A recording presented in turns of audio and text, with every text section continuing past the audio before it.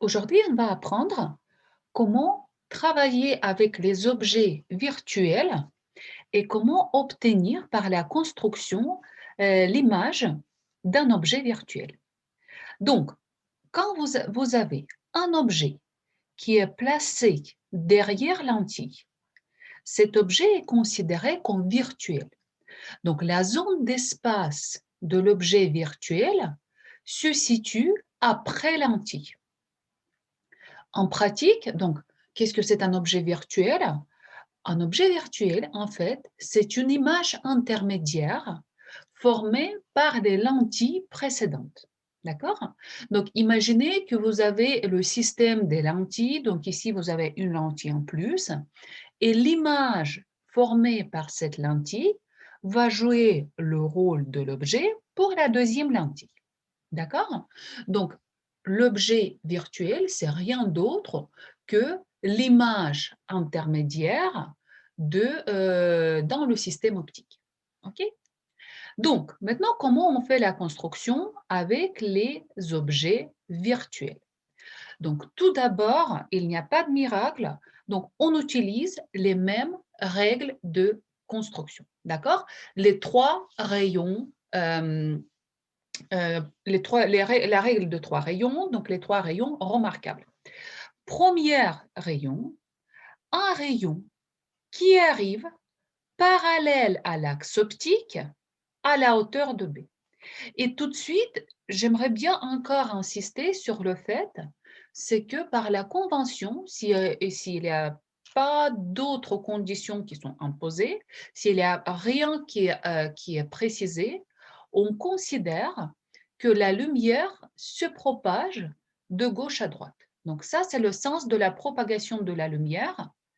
Et si dans notre système, il n'y a pas de miroirs, dans ce cas, la lumière ne change pas son sens, donc la lumière se propage toujours de gauche à droite.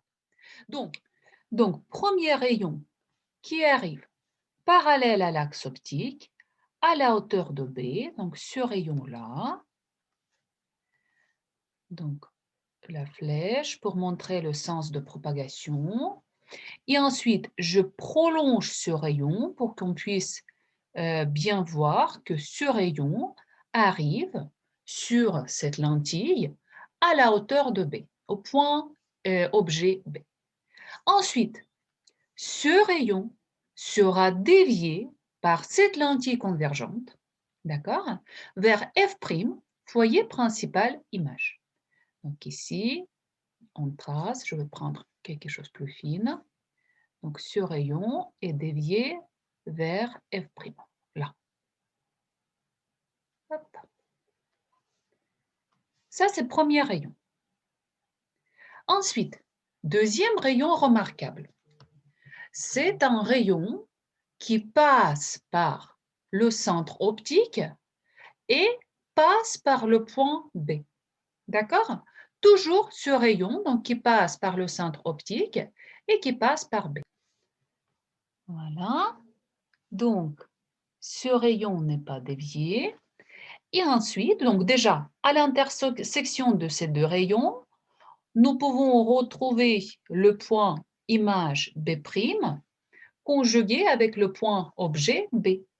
Et ensuite, donc, le point image A', on retrouve en projetant en perpendiculaire sur l'axe optique. Donc ici, nous avons A', donc A' conjugué à A. Et regardez dans ce cas, ce que nous avons trouvé, c'est l'image réelle, c'est-à-dire que si je place ici un écran, je vais observer une image réelle sur l'écran.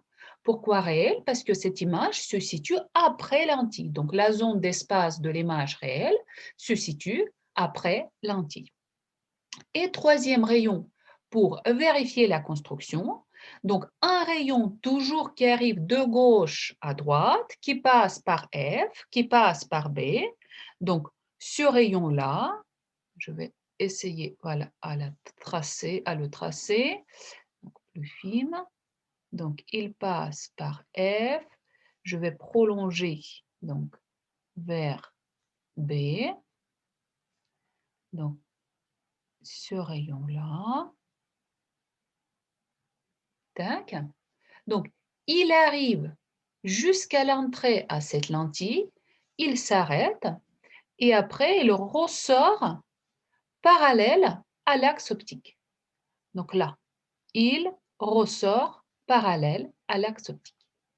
Donc, on voit bien que les trois rayons se croisent dans le même point, le point B', et vous voyez que les règles de construction sont identiques, quelle que soit la nature de l'objet et quelle que soit la nature de l'image.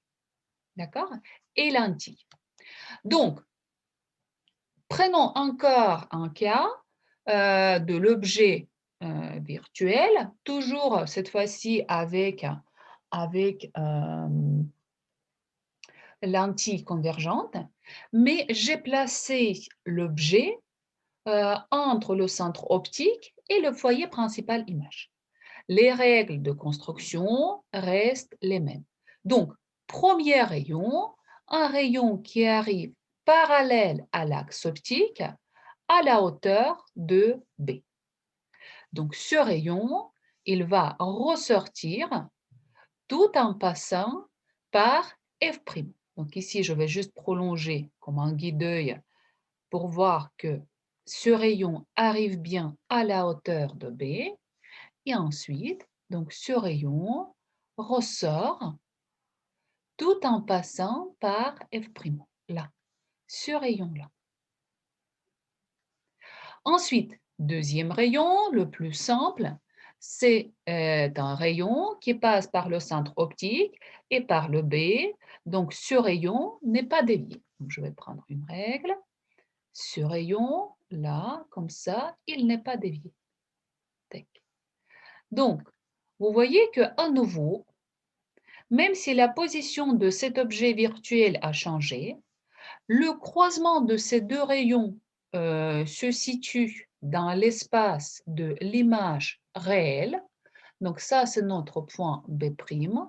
Donc je fais la projection sur l'axe optique pour retrouver le point A', le point image A', le point image conjugué par cette lentille avec ce point objet A.